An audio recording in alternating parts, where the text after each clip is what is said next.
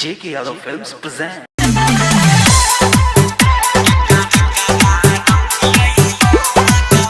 JK Yadav Films. एक गो दिल छै चारा गो छै जान के काला रखियै हो भगवान। एक गो दिल छै चारा गो छै जान के काला रखियै हो भगवान।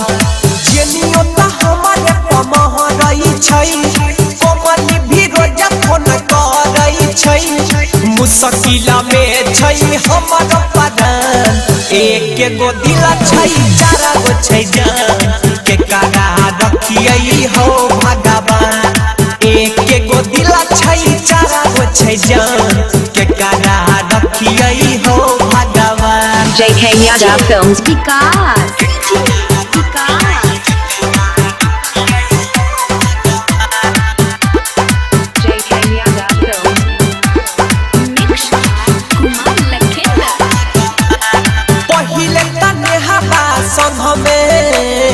ले लिया दिल लगाई हो शिवनियो पड़ल छै पीछा होई रहलै अन्याय हो।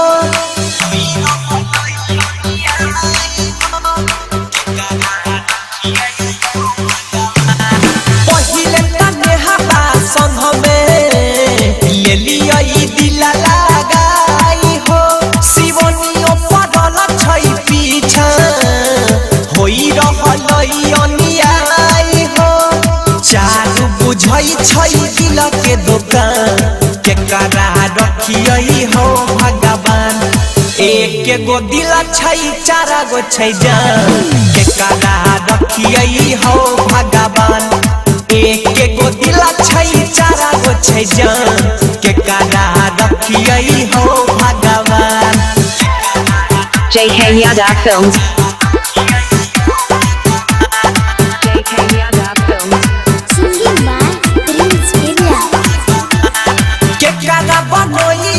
अपना के करा से करियै छल गलती की भेलै हो देवता कैरा दे समस्या के हल।